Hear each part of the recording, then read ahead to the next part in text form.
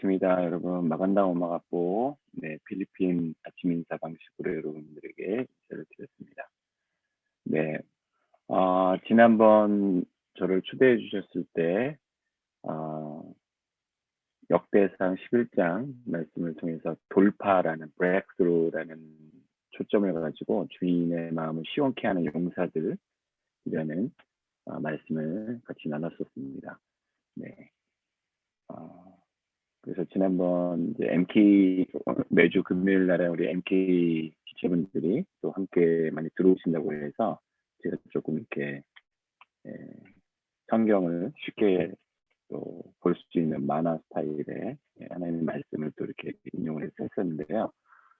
그 세 명의 용사가 다윗이 목이 마르다고 할 때 적진 속을 돌파해 들어가서 생명을 걸고 물을 떠오는 이야기였습니다. 그래서 지난번에 제가 미처 못한 이야기들이 있었는데 혹시 오늘 이 시간에도 좀 어린 MK 친구들이 들어와 있다면 그 세 명의 용사가 적진 속을 들어가기 위해서는 용기가 필요했다고 생각이 됩니다. 실력도 있고 하지만 용기가 없으면 적진 전쟁터 속을 뛰어들어갈 수가 없겠죠. 용기가 참 중요하다는 부분이 기억이 나고요. 그 다음에 용기는 있는데 전쟁터에 무작정 이렇게 뛰어들어가게 되면 실력이 없는 관계로 바로 적군의 칼을 맞아 죽게 되죠. 그래서 그 적진 속을 뛰어들어가기 위해서는 실력이 되게 필요하다고 생각이 됩니다. 그리고 이 그림에서 좀 전에 그림에서 보셨겠지만 그 세 명의 용사가 한 사람은 앞을 맞고 한 사람은 왼편을 맞고 한 사람은 오른편을 맞고 아마도 팀워크를 이루어서 수백, 수천에 있는 그 블레셋 적진 속을 돌파해 들어가서 베들레헴 성벽 곁에서 물을 떠왔을 것입니다. 그래서 지난번에 제가 설교를 하고 나서 우리 MK 친구들이 있다면 이 부분을 좀 제가 더 얘기를 했어야 되는데 하는 좀 아쉬움이 남아서 제가 이렇게 얘기를 했었고요. 그래서 다니엘과 세 친구, 그다음에 뭐 달타냐가 삼총사 이런 것처럼 그 다윗의 세 명의 장수가 또 주인의 마음을 시원케 하는 일들이 성경에 있었다고 기록되어 있는데 우리 MK 친구분들한테 평생 살면서 평생의 친구, 소울메이트, 그 세 명 정도의 친구들을 만날 수 있는 그런 놀라운 일들이 선교제에서 자라면서 있기를 원합니다.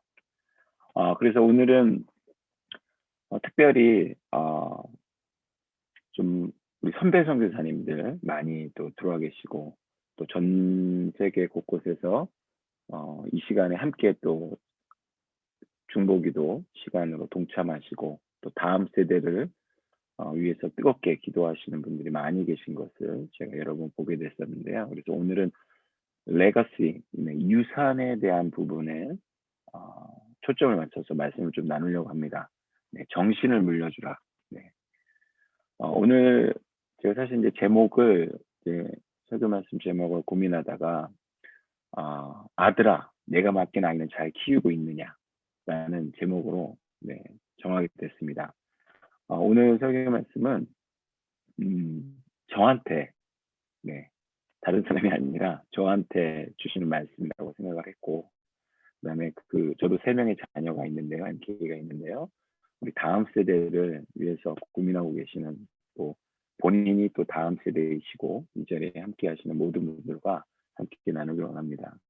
또 우리 필 한선협에 사시는 이 설교 새벽기도 시간 특별히 설교를 마친 다음에 30분에서 1시간 정도 대담하는 시간이 있으실 것이 큰 특징인 것 같아요. 그래서 제가 고민을 좀 많이 했었는데 이 앞부분 설교 시간에는 오롯이 좀 그 메시지에 그냥 집중하고 또 이 MK 문제 또 지난번에도 질문이 되게 많으시더라고요. 많은 우리 선배님들, 동료 선교사님들께서 또 MK 친구들 마찬가지고요. 그래서 그건 대담하는 시간에 조금 더 디테일하고 네, 프랙티컬한 이야기는 거기에서 나누도록 하겠습니다. 네, 그래서 그렇게 참고해 주시면 좋겠고요. 오늘 아들아, 내가 맡긴 아이는 잘 키우고 있느냐? 네, 이 질문을 하나님께서 저한테 또 여러분들에게 해주고 계시다라고 네, 제가 믿고 준비를 했는데요. 부제로는 네, 사명, 어, 수직적, 우리들에게 수직적 선교의 사명이 있고 수평적 선교의 사명이 있다. 특별히 오늘 이제 읽어주신 그 본문 말씀에 신명기 6장 7에서 9절 말씀이 수직적 선교를 하나님께서 우리에게 말씀하신 것이라고 보고, 또 수평적 선교는 마태복음 28장 19절에서 20절, 저희 모든 우리 선교사님들, 지체분들이 잘 알고 계신 말씀인데요. 그 말씀이라고 생각을 해서 이렇게 준비하게 됐습니다. 네, 오늘 이 중국의 격언한 말씀으로 시작을 해보려고 합니다. 중국 격언에 이런 말씀이 있습니다. 한 세대가 나무를 심으면 다음 세대는 그 그늘을 얻게 된다. 네. 이 그림에서 보듯이 누군가 전 세대에서 나무를 심어서 이렇게 울창한 큰 나무가 있고 그 나무 밑에 누군가 앉아서 쉴 수 있는 그런 유산을 누리게 되는 거죠. 이 그림을 보시면 최소량의 법칙이라는 것이 있습니다. 식물의 생육이나 수량은 필요로 하는 무기 양분 중에서도 가장 소량으로 존재하는 것에 의해 지배된다는 법칙입니다. 최소량의 법칙인데요. 1843년에 독일의 리비라는 사람이 주창한 것입니다.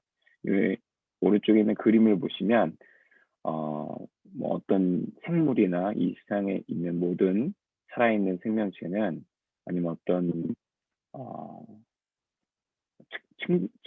측정할 수 있는 것들은 여러 요소들을 함께 이렇게 어우러져서 그것이 이루어지는데 그 중에 제일 결핍된 요소, 네, 그 이상은 어떤 영양분이 채워지지 못한다는 거죠. 그래서 이것을 제가 필리핀에 있을 때 페이스 아카데미하고 마닐라 한국 아카데미에서 교사 선교사로 사역을 할 때 우리 부모 선교사님들하고 동료 선교사님들한테 MK 양육과 교육의 최소량의 법칙이라는 이제 글을 쓴 것이 있습니다. 여러분들도 원하시면 제가 필요한 저녁 임원분들을 통해서 전달해 드릴 수 있고요. 그래서 이 그림을 보시면 우리에게 한번 적용을 해봤으면 좋겠습니다. 개인에게도, 가정에게도, 뭐 교회에게도, 단체에게도.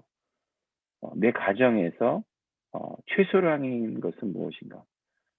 뭐 지적으로도 뛰어나고 또 사회적으로도 존경도 받고 재정적으로도 충만한데 어떤 그 나한테 있는 약한 부분 한 부분 때문에 하나님의 은혜가 그 부분까지는 못 참고 다르게 흘러나가 버리는 거죠. 최소량의 법칙. 저희들이 오늘 이 말씀을 아들아 내가 맡긴 아이는 잘 키우고 있느냐 라는 우리 다음 세대를 향한 이야기를 나누면서 서두에 이 부분을 좀 생각해 봤으면 좋겠습니다. 저는 제 개인적으로 저의 모습을 보면서 40대 중반인데요. 지금까지 제가 자라면서 또 지금의 제가 있기까지 여러 어떤 개발되어지고 또 저라는 사람을 이훈이라는 사람을 이렇게 전인적으로 하나님이 공급하시고 이끌어 오신 것을 고백하게 됩니다. 그런데 저한테 되게 그 연약한 부분이 한 부분이 있습니다. 이렇게 남들한테 인정받고자 하는 그런 어떤 정서적인 고품이 있고 그러다 보니까 다른 것들이 있는데 저를 가장 잘 아는 사람들이 저희 가족이죠. 제 아내하고 저희 아이들인데 아빠는 당신은 이 부분이 좀 채워져야 된다. 그래서 사역적으로는 많은 저희 아이가 그러더라고요. 첫째 아이가 아빠가 사역적으로는 참 다 MK 형이나 언니 오빠들한테 참 잘하는 것 같다. 근데 집에서 본인들한테 정작 필요할 때는 아빠가 없다. 그리고 이런 부분을 정말 고쳤으면 좋겠다. 저한테 그런 얘기를 좀 많이 합니다. 그래서 제가 이 오늘 말씀을 준비하면서 저에게 주시는 저한테 하는 말이라고 생각을 하고 나누게 했습니다. 이런 또 격언이 있더라고요. 부모는 매일 카피되고 있다. 누구에 의해서요? 자녀들에 의해서 매일매일 카피가 되고 있답니다. 그래서 자녀는 그 부모님의 모습을 보면서 여러 가지 전인적인 영향을 받게 되죠. 오늘 본문 말씀인 신명기 6장 7에서 9절 말씀은 저희가 다 아는 말씀입니다. 여호와를 사랑하라는, 이스라엘에게 사랑하라는 언약의 명령을 주시면서 그 자녀들에게도 가르쳐라. 그래서 그 유대인들을 잘 보면 그들에게서 수직적인 선교를 배울 수 있다라고 생각이 됩니다. 그들은 이방 족속들, 자기 주변에 있는 나라들한테는 전혀 선교를 하지 않았죠. 그런데 자기의 자녀들에게는 정말 사명감을 갖고 몇천 년이 나라 없이 지나면서도 토라를 지키면서 이스라엘의 그 문화를 잘 전수하는 그런 놀라운 것들을 볼 수 있습니다. 그래서 오늘 본문에서도 이렇게 말씀하고 있죠. 여러분 자녀에게도 가르쳐 주시오. 집에 앉아 있을 때나 길을 걸어갈 때, 자리에 누웠을 때나 자리에서 일어날 때 언제든지 그것을 가르쳐 주시오. 그것을 써서 손에 메고 이마에 붙여 항상 기억하고 생각해야 합니다. 여러분의 집 문설주와 대문에도 써서 붙이시오. 저도 참 사실 이 신명기의 말씀을 순간순간 잊고 살 때가 참 많은 것 같습니다. 그래서 저희 자녀들이 저에게 대해서 피드백을 줄 때마다 저의 모습을 다시 한번 보게 되는 것 같습니다. 그들과의 관계 속에서 저는 어떻게 비춰지고 있을까? 저희 자녀들이 그런 얘기를 저한테 많이 해요. 아니, 아빠도 큐티 잘 안 하면서 아침마다 우리한테 큐티 하라고 그런다고. 아빠도 설거지 담당 그 다른 사역적인 바쁘고 1대1 해야 된다고 하면서 그걸 안 하면서 우리한테는 제 시간에 그걸 하기를 요구한다고. 그런 얘기들을 많이 할 때를 제가 보게 됩니다. 그래서 이 신명기 말씀을 제가 다시 한번 제 마음속에 생각을 해보고요. 또 우리 많은 선교사님들이 이 방에 지금 들어오고 계신 많은 선교사님들이 정말 자신의 인생에 이 마태복음 28장 19절에서 20절, 사도행전 1장 8절 말씀, 이런 말씀을 붙들고 전 세계 곳곳에 지금도 나아가셔서 참 순종을 잘하고 계시다고 생각됩니다. 그런 의미에서 봤을 때 이 마태복음 28장 지상대의 위임 명령인 이 말씀을 개신교에서는 수평적 선교로 예루살렘과 사마리아와 유다와 사마리아와 예루살렘을 넘어서 땅끝까지 이르는 그 수평적 선교에 대해서 너무나 우리가 잘 배우고 있고 그것을 순종하고 있다고 생각됩니다. 그래서 한국 교회는 동질 문화권인 전도라는 개념의 예루살렘을 넘어서 또 유사 문화권인 선교의 사마리아를 넘어서 타문화권 선교 땅끝까지 그렇게 참 잘 순종하고 계시죠. 그래서 마태복음 28장 19절에 20절 말씀은 우리가 다 너무나 잘 아는 말씀인 것처럼 그러므로 너희는 가서 그 가라는 명령, 고라는 명령에 많은 분들이 정말 잘 순종을 하셨고 모든 민족으로 제자를 삼아라. 이 말씀에 순종해서 태권도 선교사님으로서 또 교육 선교사님으로서 또 교회 개척 선교사님으로서 수많은 다양한 사역들의 형태로 그곳에 가서 믿지 않는 영혼들에게 그들을 세례를 아버지 아들과 성령 이름으로 세례를 주고 제자를 삼는 열심히 노력을 저희가 하고 있죠. 보아라, 내가 너희와 세상 끝날까지 항상 함께 있겠다. 혹시 뭔가 조금 이상하지 않으신가요?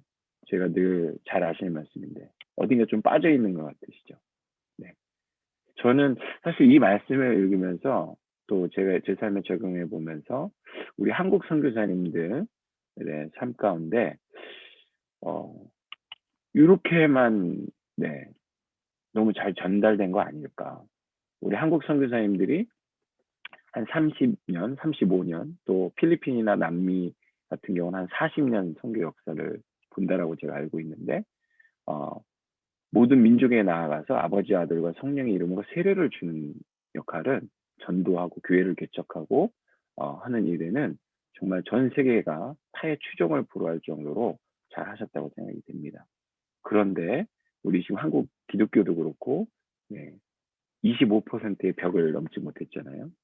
네, 1200만 뭐 이렇게 얘기하셨는데 지금은 점점 그 숫자가 줄어들고 죄송합니다만 한국 기독교가 개독교라는 욕도 먹고 또 지금은 네, 정말 신천지나 뭐 다른 뭐 영생교나 이런 이단들의 어떤 모습처럼 저희들이 비춰지고 있는 사회 속에 그런 현실을 보게 됩니다.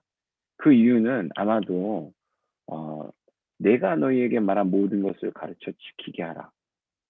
이 부분을 저희들이 많이 좀 놓치고 있지 않았었는가.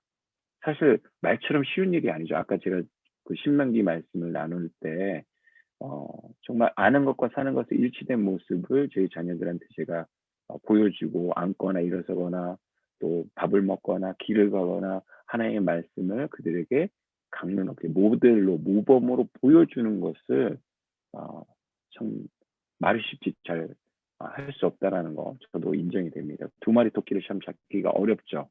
특히 아빠 선교사님들은 더 그러실 텐데 그런데 성경 마태복음 28장은 내가 세례를 주는 것을 포함한 것뿐만 아니라 내가 너에게 말한 모든 것을 가르쳐 지키게 하라라고 명령하고 계신 거죠. 그러면서 하나님은 약속까지 해주신 거죠. 예수님은 보아라 내가 너희와 세상 끝날까지 항상 함께 있겠다. 네. 저희는 이 말씀을 붙들고 있습니다. 내가 너에게 말한 모든 것을 지키도록 가르쳐라 라는 주님의 말씀을 보면서 우리 저는 이제 필리핀에 한 10년 정도 있다가 이렇게 오게 됐는데 그곳에 있으면서 정말 필리핀 분들이 그 자기 자녀들에게 또 자기 다른 후손들에게 잘 전수하고 있는 모습을 한 가지 보게 되었습니다. 저는 뭐 개인적으로는 현지인 선교사가 아니었고 MK 선교사였기 때문에 MK 학교와 또 어떤 사역적인 영역에서만 배우고 선교를 하다 오게 되었는데요. 그래도 필리핀에 한 10년 정도 살다 보니까 우리 필리핀어 분들이 보이는 문화적인 형태들 또 그들이 참 귀중하게 생각하는 그래서 다음 세대까지 이렇게 전수하고 가르치는 게 어떤 게 있을까라고 주의 깊게 보게 되었습니다. 그래서 이제 어린 아이들이 어른들을 만나면 놀라 할머니 할아버지 만나면 이렇게 머리에 손을 갖다 대는 네, 또 선생님들이나 또 선교사님들도 만나면 꼬마 아이들이 자기 손 선교사님 손을 잡고 머리에 갖다 대죠. 이제 존경한다는 표현이거든요.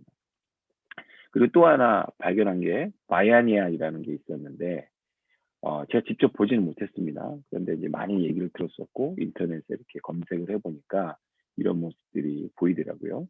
네, 농촌 지역에서 뭐큰 태풍이나 또 타이푼이나 이런 게 왔을 때 집이 날아갈 수 있잖아요. 그 뱀부 트리로 다 지었는데 마을 사람들이 같이 힘을 합쳐서 집을 번쩍 들어서 같이 옮기는 거죠.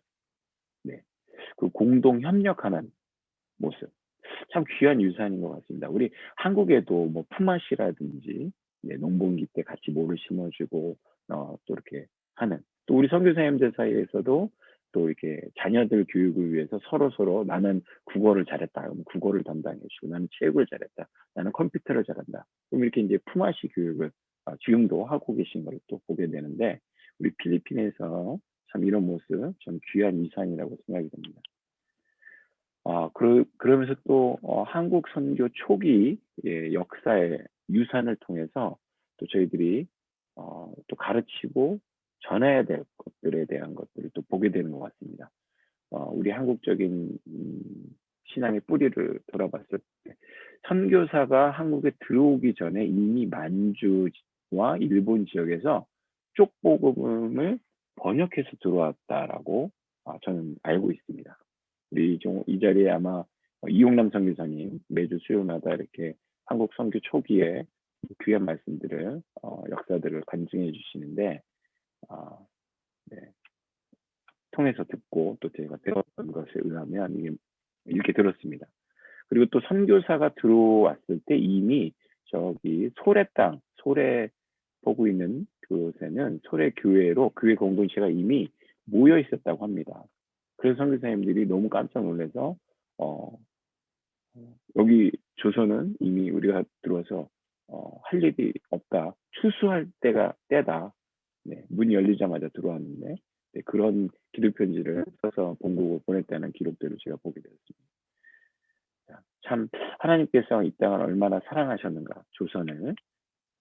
네, 그래서 하나님이 조선을 이처럼 사랑하사 양화진에 가면 그렇게 기독교 100주년 기념관이 있죠. 거기서 외국인 선교사님들의 묘지가 있는 곳인데 네, 지금도 많은 분들이 아마 와 보셨을 것이라고 생각되고 저도 또 시간만 되면 많이 가고 또 MK들 데리고도 가고 네, 그런 일들을 하면서 한국 선교 초기 역사에 유산이 있었구나를 제가 또 보게 됩니다.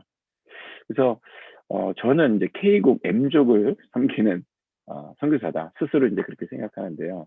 우리 MK 종족, 네, 미셔너리 종족, 우리 부모 선교사님들과 선교사 자녀들을 섬긴다고 생각합니다. 그 MK들을 다른 말로는 TCK라고도 불리는데요. 지금 한국 선교사님들이 전 세계에 2020년 12월 현재 한 28,000여 명이 계시고 한국 선교사 자녀들은 네, 정확한 통계는 아닙니다만 한 2만여 명 있다라고 네, 알려지고 있습니다. 엄청 많은 숫자죠. 지금도 이 코로나 엄중한 상황에서도 전 세계 네, 170여 개국에 흩어져서 네, 충성스럽게 또 그 지역과 섬기는 영혼들을 감당하고 계신 것에 대해서 이 필한산협 세계 선교사님들을 위한 중보기도 시간에 뜨겁게 네, 우리 동료 선교사님들, 우리의 자녀들인 MK들 어려움 속과 병환 속에 있는 그분들 위해서 기도하는 모습을 보면서 네, 참 도전과 은혜를 받습니다. 이 시간도 이렇게 모이는 이 시간도 정말 우리들한테 유산이지 않을까. 그리고 이렇게 전 세계에 흩어져 있는 한국 선교사님들과 선교사 자녀들이 하나님 나라의 유산이 아닐까 네, 생각을 해보게 됩니다. 제가 좀 전에 TCK란 말을 이렇게 써드렸는데요. 많은 분들이 아시겠지만 네, 어떤 의미냐면 MK들을 다른 의미로 TCK라고도 또 불려지거든요. 제3문화아이라는 뜻을 갖고 있습니다. Third Culture Kid. 그래서 이 사람들의 특징은 성장기의 중요한 시기를 부모 문화가 아닌 다른 문화권에서 지난 사람들을 통칭해서 하는 말입니다. 그래서 어느 한 문화에 대한 완전한 주인의식은 없으면서도 모든 문화에 대한 연대감을 갖는다는 그런 특징을 갖고 있습니다. 여러 170여 개국 이상에 이렇게 나가 있죠. 부모님을 따라서. 네. 그래서 이 친구들 어떤 특징이 있나 이렇게 서구에서는 많이 그게 이제 리서치나 보고가 돼 있고 한국도 한 30년, 35년 지나면서 우리 1세대 우리 선배 MK들을 통해서 저희들이 조금이나마 그들의 어떤 경험담을 듣게 되는 것 같습니다. 그래서 CGN TV에서 10주년 때 창사 10주년 때 다큐멘터리를 만든 게 있습니다. MK의 고백이라고. 근데 그것을 인터넷을 검색해서 보시면 나오는데요. 거기 보시면 나는 하나님을 원망한 적이 있다가 MP 물론 그때 표본 집단만 했겠지만 한 76%가 그런 고백을 했다고 합니다. 나는 왕따를 당해본 적이 있다. 43%. 나는 자살을 생각해 봤다. 네, 반수가 넘는 54%가 그런 생각을 해봤고 그렇지만 나는 선교사 부모님이 자랑스럽다. 90%, 92% 넘는 친구들이 우리 부모 선교사님들을 자랑스럽게 생각한다고 합니다. 나는 행복하다. 82% 정도가 또 그렇게 생각하는 친구들이 있고 나는 부모님이 이어 선교사가 되고 싶다. 39% 정도가 그런 퍼센테이지를 보였다고 합니다. 그런데 참 MK란 이유로 겪지 않아도 될 상처와 아픔을 많이 있는 것으로 사실 저희가 많이 듣게 됩니다. 하나님과의 깊은 관계 속에서 그들 스스로 그 답을 찾아가고 있는 MK들. 사실은 이제 오늘 제가 이 슬라이드 다음에 MK들의 고백 그 일부분을 좀 보기 원했습니다. 그래서 사실 준비했다가 제가 시작 직전에 지웠습니다. 이미 우리 선생님들이 많이 잘 아시고 그래서 그거보다는 다른 영상을 같이 보는 게 좋겠다 싶어서 네. 넘어가겠습니다. 그래서 이거는 제가 이제 필리핀에 있었기 때문에 필리핀 MK들을 이해시킬 때 다른 분들한테 이 생각, 로직은 네, 필리핀처럼 네, 생각할 수 있는데 이 하트, 자기가 정말 자기를 움직이는 그 중심에는 자기가 살다 온 나라, 네, 자기가 태어나거나 자라왔던 나라들의 그 국기 모양이 지금 보이실 텐데 네, 그럴 수 있다는 겁니다. 이런 사람들이 TCK라는 거죠. 그래서 이 친구들은 늘 고민이 제일 답을 하기 어려워하는 질문이 Where are you from? 너 고향이 어디냐? 너의 집이 어디냐라는 질문에 대답을 하기가 참 힘들다고 합니다. 내가 태어난 곳을 말하는 건지 아니면 내가 지금 공부하고 있는 곳을 말하는 건지 아니면 내가 같이 살진 않지만 엄마 아빠가 계신 곳을 말하는 건지 이 친구들 안에 대답하기가 참 이렇게 쉽지 않다는 거죠. 네. 그래서 저는 한국에서 지금 TCK 웨이브라는 초문화적 MK 제자 선교 운동이라는 사역을 섬기고 있습니다. 네. 그래서 한국에서 이렇게 청년 대학생 MK들을 많이 만나면서 이렇게 같이 워크숍을 좀 제가 많이 하고 있습니다. 부모도 너희들에 대해서 잘 모르겠고 또 저같이 저는 MK 사역자나 교사들도 너희들을 잘 모르겠는데 너희는 너희 스스로 너희를 누구라고 생각하니? 그래서 같이 모여서 이렇게 삶의 비슷한 경험을 한 MK, TCK들이 모여서 이렇게 워크숍을 하면서 자기 이야기를 나누는 거죠. 그래서 저희는 TCK 워크숍을 많이 하고 있는데요. 이 친구들이 성인이 되고 대학생들 된 이 친구들이 자기들이 거쳐온 문화에 대해서 이렇게 어떤 문화는 세모였다, 어떤 문화는 동그라미 문화였다, 한국 문화는 네모 같다. 그 틀에 나를 맞춰야 되는 것 같다. 그래서 자기 이야기를 이렇게 하는 것을 유심히 많이 들으면서 저는 배우고 있습니다.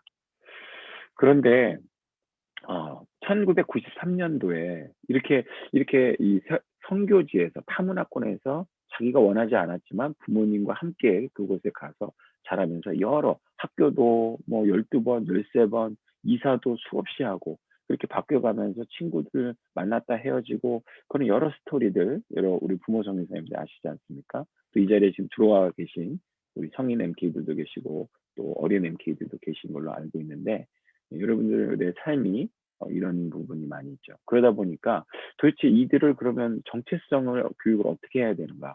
이것이 우리 선배 선교사님들에게서도 해방 이후에 최찬영 처음으로 선교를 하신 우리 최찬영 선교사님 그 세대부터 지금까지 우리 동일한 고민이죠. 그런데 KWMA 이름으로 1993년도에 양수리 수양관에서 서구에서 서구 MK 사역자분들이 국제학교 교장단 분들이 우리 한국으로 날아와서 그 당시 1988년, 80년대 후반 선교가 막 일어나면서 한국 경제가 일어나면서 한국 선교사님들이 많이 선교지로 가시게 됐는데 그러다 보니까 이 선교 현장에 한국 MK들이 많이 늘어나는 거죠. TCK들이 많이 늘어나는 거죠. 그런데 특별히 교사도 없고 이들을 어떻게 가르쳐야 되는지 모르겠고 그래서 그분들이 직접 한국에 날라와서 우리 선교 리더분들을 만나서 컨설팅을 했습니다. 그래서 TCK에 대한 이야기들을 많이 나눠주시고 그래서 우리 한국 선교 리더분들이 모이셔가지고 1993년도 양수리 수양관에서 한국 선교사 자녀들 MK 교육의 방향성을 3가지를 정리해 주셨습니다. 20년도 훨씬 전의 이야기죠. 참 이것이 참 잘 정해졌다고 저는 개인적으로 생각합니다. 이것이 어떻게 보면 우리한테 유산인 거죠. 이미. 그래서 한국인의 얼과 정체성을 이들을 기르게 하자. 그런 교육의 목표를 하나 잡자. 두 번째는 천국 시민으로서의 정체성을 기르게 하자. 이걸 놓치게 하면 안 된다. 그다음에 세 번째는 세계인으로서의 정체성. 타문화권에 나가서 살고 있기 때문에 세계인으로서의 정체성을 기르자. 이 3가지 아주 훌륭한 한국 선교사 자녀 교육의 방향성이 정리가 되어 있었습니다. 그런데 혹시 아마도 이 자리에 계신 분들 중에도 이걸 난 처음 들어봤다 하시는 분들이 혹시 계십니까? 제가 20년 정도 지금 MK 사역에 하나 일찍 불러주셔서 지금 섬기고 있는데요. 아직도 많은 분들이 TCK라든지 또 MK 교육에 이런 방향성이 있었어? 라고 질문하시는 분들을 간혹 만납니다. 20년이나 됐는데도. 이것들이 잘 알려지지 않거나 저희들이 많이 간과하고 있었는지도 모르죠. 자, 그런데 제가 이렇게 보면서 참 20년 전에 이 목표가 참 잘 잡혔던 것 같은데, 지금 제가 이렇게, 제 개인적인 소견입니다. 네, 조금 국다로 밥다로 이렇게 우리 MK 교육 현장에서는 이 교육의 목표들이 국다로 밥다로 좀 놀고 있는 듯한 좀 느낌을 제가 받습니다. 통합돼야 되는데, 어, 아직 저희 서구에 비해서 저희 서구는 한 200년 넘는 선교 역사를 갖고 있지만 우리 한국은 아직 30년, 35년 정도 되다 보니까 아직 세대가 이렇게 넘어가지는 않았죠.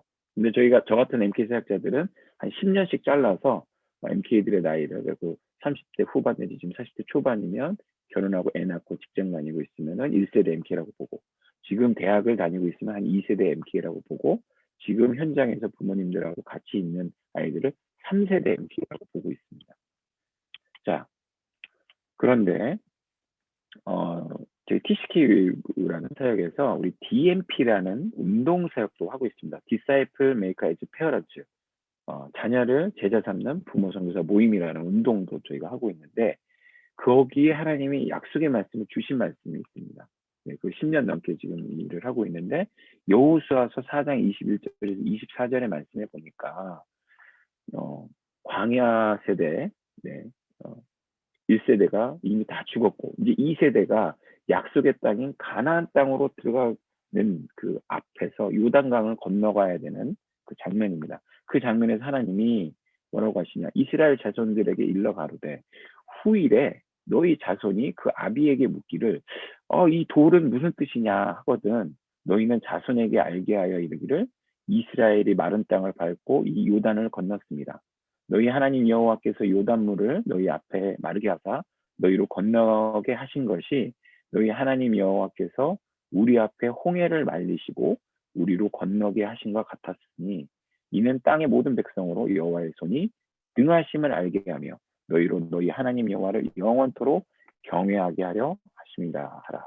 이런 말씀이 이렇게 있습니다. 이 말씀은 모세 세대, 1세대들은 홍해를 건너는 경험을 했었죠. 네. 근데 이제 요단을 건너서 이제 약속의 땅을 들어가기 앞서서 1세대는 다 죽고, 그래서 하나님이 모세를 통해서 약속하시죠. 그 요단강을 건너면서 거기서 길갈에서 돌들을 취해가지고, 그 요단강 안에서 돌을 취해가지고 길갈에 세워놔라. 기념비처럼 세워놔라. 말씀을 주십니다. 그래서 나중에 자녀들이 이 돌들의 뜻이 무엇입니까? 아빠 이게 무슨 뜻이에요? 한국이 이렇게 많이 번창하고 이런 놀라운 일도 있어서 전 세계에 많이 나갔고 지금 뭐 한국 교회들이 뭐 놀라운 일들 엄마 아빠도 이렇게 지난번 제가 설교 말씀에서 나눴던 것처럼 1세대 다윗 같은 존재들이 있지만 그 다윗을 따르는 존재들이 또 다윗과 같은 놀라운 일들을 하는 시대가 오게 되는데 그때 그들이 이제 질문을 한다는 거죠. 기념비적인 것. 이게 무엇입니까? 우리 가정한테 왜 이런 축복과 우리 가정은 왜 다른 직업도 있는데 왜 굳이 선교사 직업을 택했고 많은 나라가 있는데 왜 이 나라를 왔으며 또 많은 학교 옵션, 교육 옵션이 있는데 왜 이런 학교 옵션을 교육 옵션을 저한테 허락하셨는지 그런 질문들을 이제 많이 하게 됐죠. 그때 그 부모된 세대가 우리가 경험했던 하나님에 대해서 지금 이야기를 하라는 말씀인 거죠. 그 유산에 대해서. 네. 그런 어떤 유산과 많은 우리 혼자만 있는 것이 아니라 우리 부모님 세대가 있었고 또 그 전 세대가 있었지 않습니까? 그런데 그런 지금 MK들이 이 그림을 보시면 이건 타임즈에 소개됐던 그 사진인데요. 저희 MK 사역자들이 사진을 많이 사용을 합니다. 여기 보면 이제 이 나무, 심겨졌던 나무가 어떤 삽이라는 존재에 의해서 떠짐을 받아서 수레에 실려서 어딘가로 가는 거죠. 이 그림을 우리 성인 MK들한테, 청소년 MK들한테 MK 캠프나 MK TCK 워크숍 할 때 보여주고 같이 이야기를 나눕니다. 이 삽이라는 존재는 이 그림을 보고 뭐든지 얘기해도 좋다라고 했을 때 이 삽이라는 존재가 어떤 존재인 것 같냐. 이 나무는 자기 같대요. 근데 막 안 움직이려고 막 지금 막 튕기고 있고. 근데 이 삽이라는 존재가 부모님, 아니면 선교 단체, 아니면 하나님, 교단, 이렇게 느껴진다는 거예요. 그래서 자기는 원하지 않았는데 뿌리가 팍팍팍 잘려가지고 어딘가에 실려서 어디로 갈지도 모른 채 수레에 실려서 간다는. 예. 그래서 정말 이 친구들이 이런 얘기를 많이 하는 걸 보게 됐습니다. 그래서 그 뿌리가 잘려나갈 때 아픔이 있다는 거죠. 예. 그래서 잘 심지 않으면, 참 다시 심지 않으면, 또 잘 보살펴서 심지 않으면, 제가 필리핀에 살 때 이제 필리핀도 이렇게 그 정원들이 좀 있지 않습니까? 한국에 비해서는 땅이 넓다 보니까 가든들이 많죠. 그래서 거기에 늘 워터닝 물도 줘야 되고 잘 돌봐야 되는데, 그 한 번은 수국을, 제가 참 개인적으로 수국을 좋아하는데 수국을 이렇게 심었는데, 어, 사온 것을요. 더 잘 자라게 하려고 물도 잘 주고. 근데 어느 날 보니까 살아는 있는데 어느 한 부분이 이렇게 말라가더라고요. 그래서 왜 그런가 봤더니 그 뿌리, 잔뿌리들이 잘 자랄 때까지 이렇게 잘 흙도 다듬어주고 물도 잘 주고 신경을 써야 되는데, 잘 자라겠거니 하고 푹 갖다 심어놨는데 어느 정도는 잘 지내다가 금방 시들어 버리더라고요. 제가 그것을 경험하면서 큰 영적 진리를 깨달았던 적이 있습니다. 우리의 자녀들도, 저도 세 명의 자녀가 있고, 첫째, 둘째가 3살, 2살 때 필리핀에 갔었거든요. 근데 그 친구들이, 어, 물론 MK 학교, 한국 아카데미도 다니고, 그러면서 또 집에서 한국 음식 먹고, 또 뭐 토요 한글 학교도 하고, 그랬지만, 낯선 타문화권에서 엄마 아빠도 힘들었는데, 이 아직 정체성이 온전히 형성되지 않은 이 친구들이 거기에 잘 심겨지고 어느 정도 이렇게 쓸 때까지 그 시간들을 많이 기다려주지 못했었다는 것을 제가 많이 깨닫게 됐습니다. 여러분들은 어떠십니까? 우리 가정의 최소량의 법칙, 아까 제가 말씀을 나눴었는데, 어떤 부분이, 다른 것들은 참 잘하고 계신데 가장 나의 전인적인 성장과 발전의 그 최소량이 되는 부분은 무엇인가? 그래서 하나님의 은혜를 막 붓고 계신데 그 이상만큼은 안 되는 부분이 있다는 것이죠. 그게 어떤 것인지 제가 살펴볼 필요가 있습니다.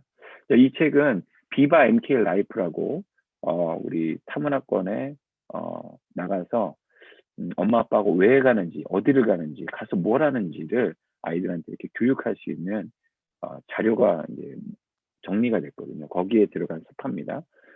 여기 그림을 보시면 나무에 이렇게 브랜치들, 이렇게, 네, 가지들이 이렇게 뻗쳐 있죠. 그런데 제가 필리핀에 살면서 큰 태풍, 타이푼, 온도위가 왔을 때 어마무시한 열매를 많이 맺는 망고나무가 쓰러진 것을 한번 본 적이 있습니다.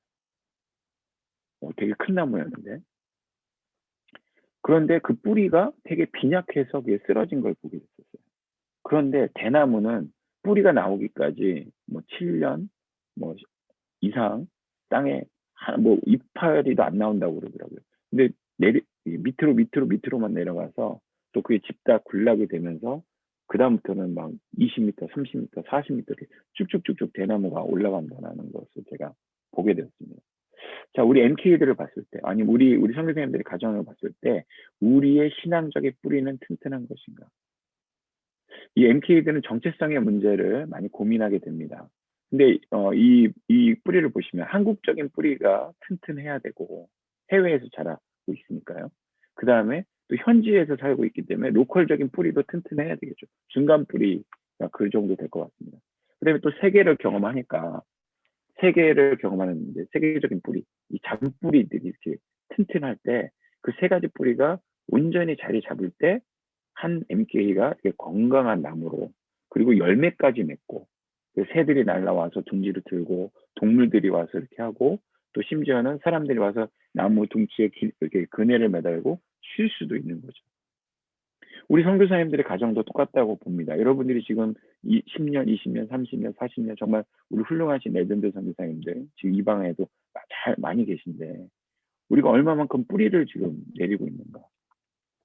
혹시 이 자리에 지금 MK 친구들이 꽤 계실 텐데, 내가 성인으로서 이렇게 엄마 아빠의 신앙과 한국 교회의 신앙의 유산을 물려받으면서 나 혼자 있는 게 아니잖아요.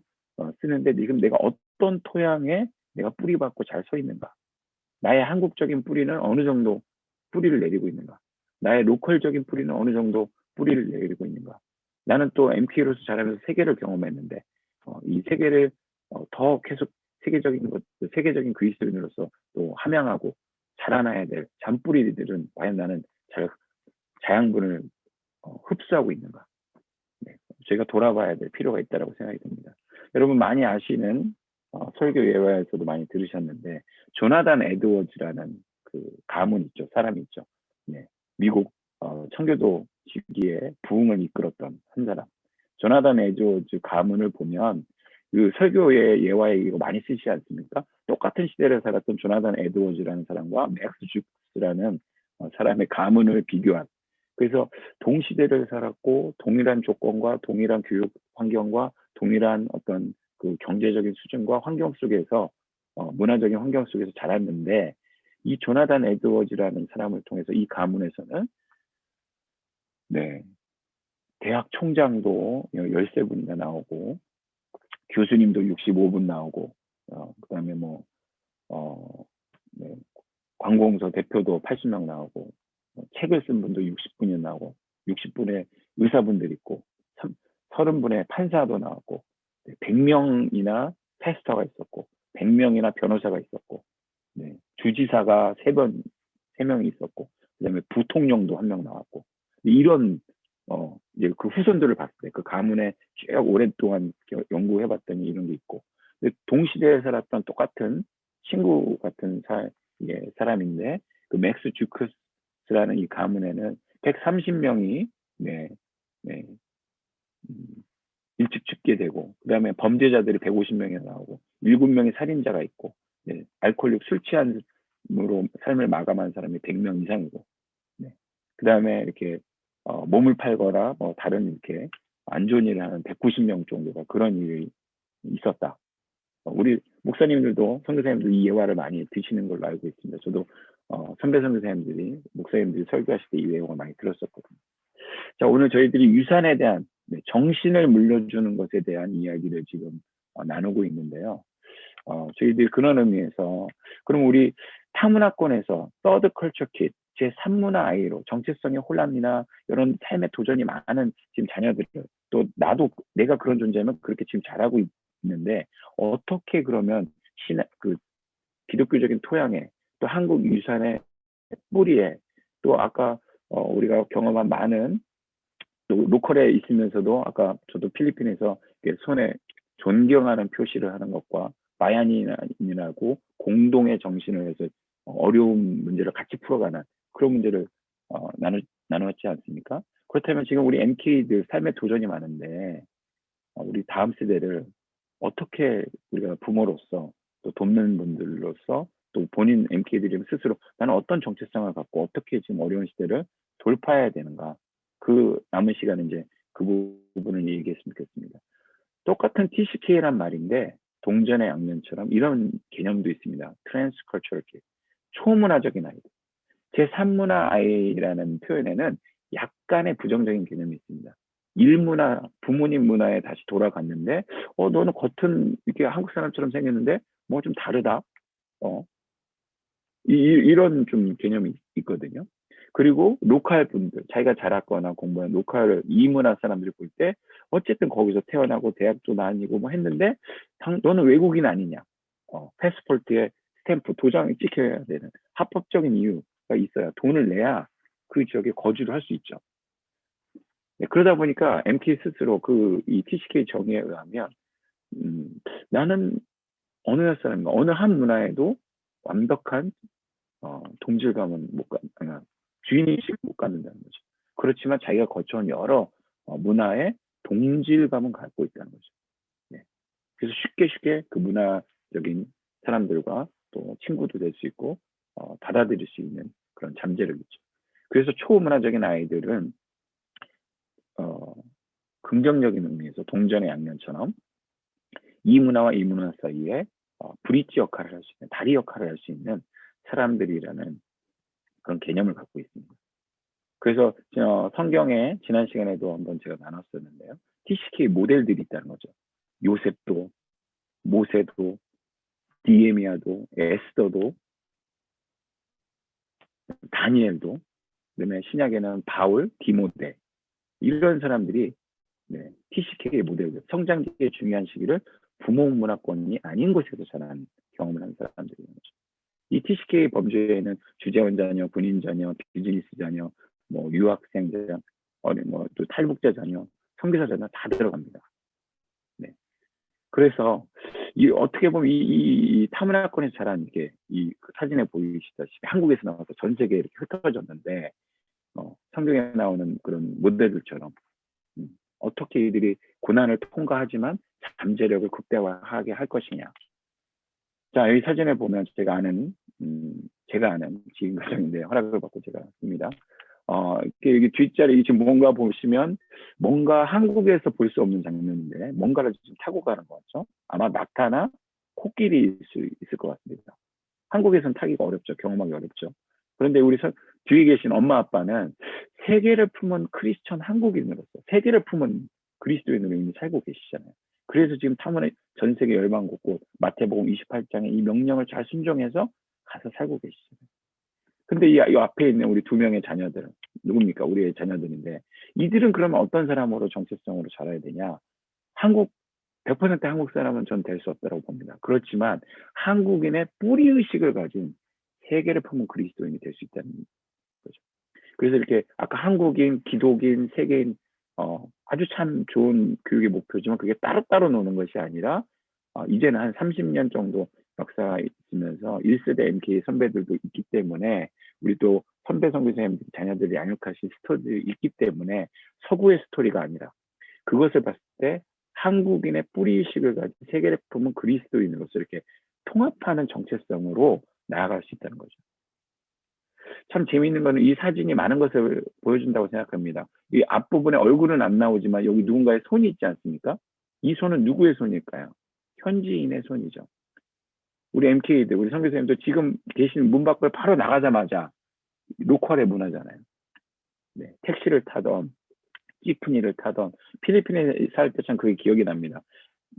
늘 흥정을 해야 됐어요. 택시 같은 거 잡고 꾸야라고 얘기하면서 네, 외국인인데 여행객이 아닌 것처럼 해야 바가지를 쓰지 않기 때문에.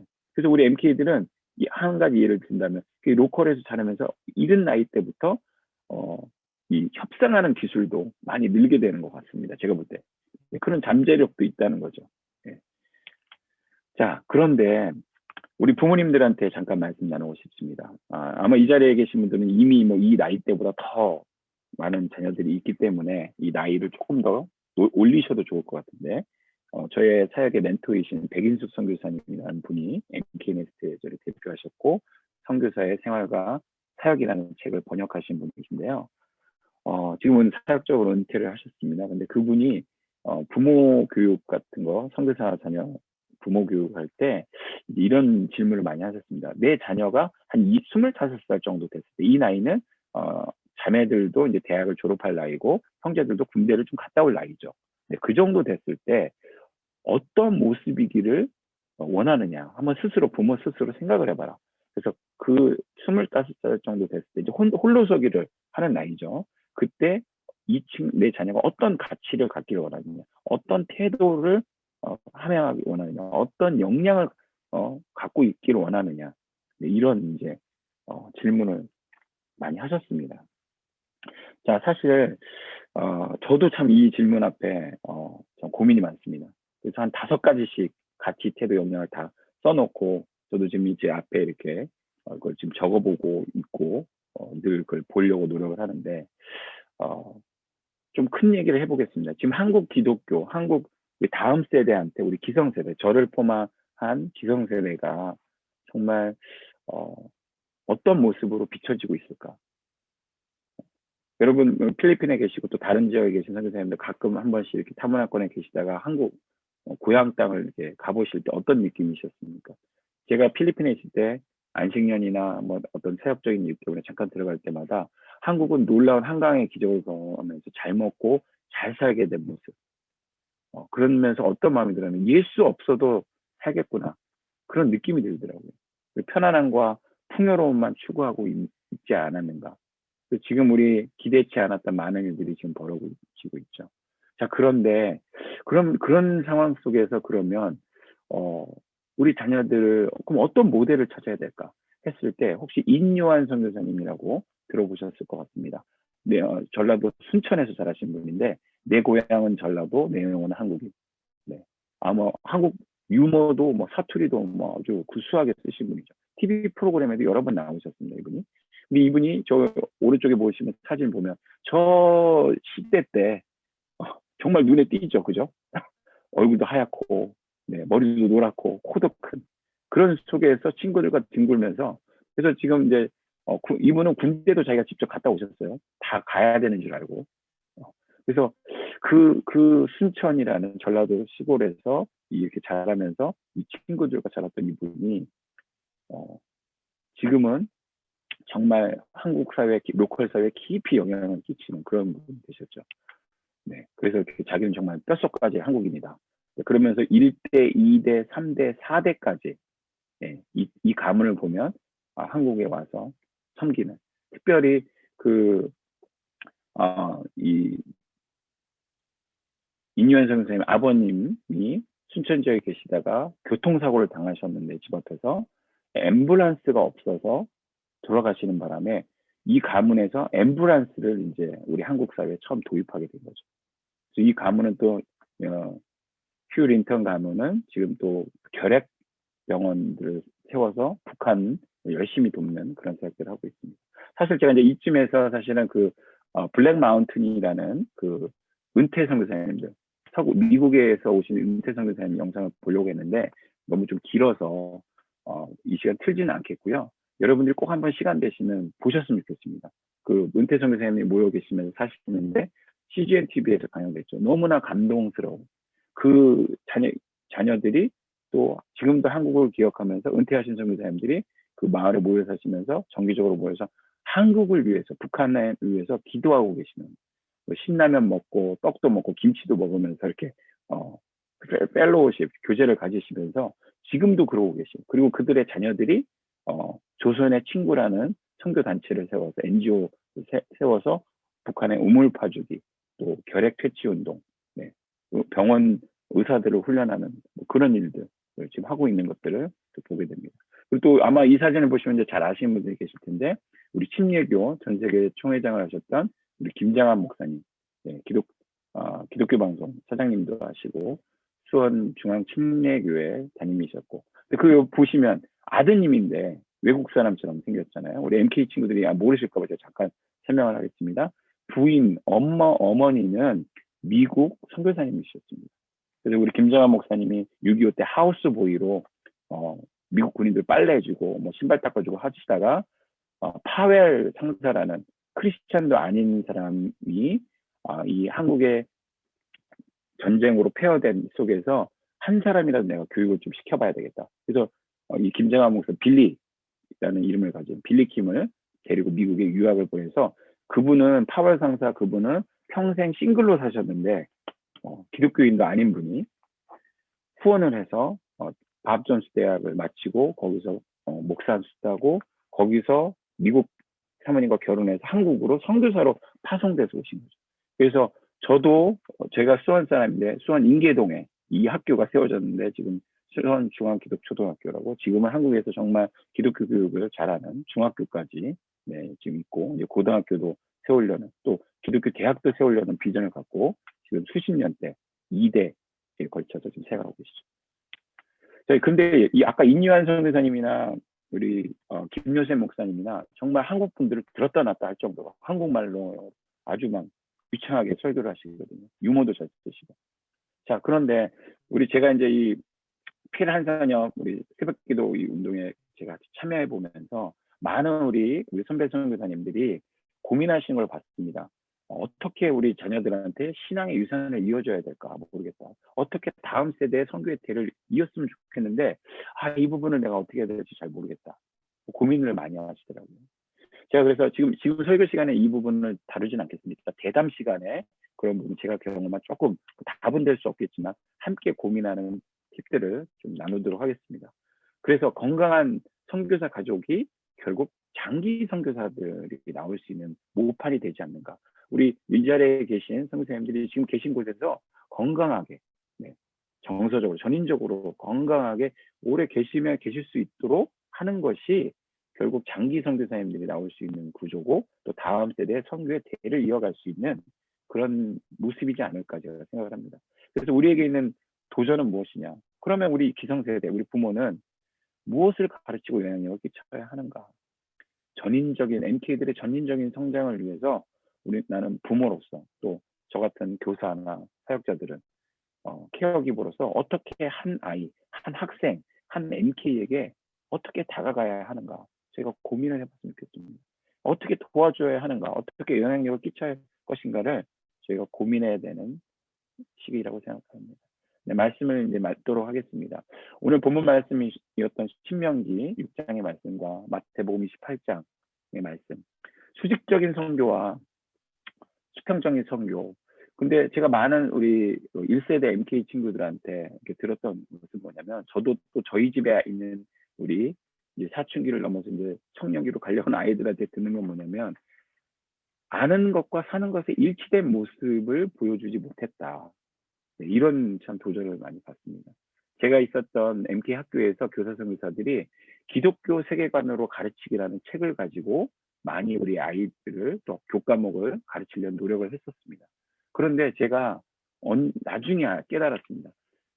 그 책 전에 기독교 세계관으로 살아가기라는 책이 있었다는 것을 제가 몰랐었습니다. 그러니까 저는 그걸 깨달으면서 나는 기독교 세계관으로 살지 않으면서 아이들한테는 기독교 세계관으로 살아야 돼. 이 세상을 이렇게 돌파해 가야 돼. 가르쳤거든요. 그것이 틀린 거는 아니었지만 정말 온전한 모습을 영향을 못 끼쳤다는 거죠. 마태복음 28장 19절에서 20절의 말씀에 그러므로 너희는 가서 모든 족속으로 제자를 삼아 아버지와 아들과 성령의 이름으로 세례를 주고, 이 부분은 타의 추정을 불허하게 우리 한국 선교사님들, 한국 교회가 잘했죠. 그런데 내가 분부한 모든 것을 가르쳐 지키게 하라. 이 부분은 저희들이 많이 놓치고 있었고, 또 아직 역사가 짧다 보니까 아직 다 가지 못한 부분이 있었다라고 생각이 됩니다. 이 부분을 저희들이 아직 남은 시간 안에 우리에게 있는 또 우리 뭐 손자손녀들도 계실 텐데, 이들을 어떻게 아는 것과 사는 것의 일치된 모습을 보여주는 어떤 노력들을 하는 것이 우리에게 필요하다고 생각이 됩니다. 유대인들은 수평적 선교 생각도 안 했습니다. 이방인들 걔 돼지로 취급해서 아예 뭐 인간 취급을 안 했죠.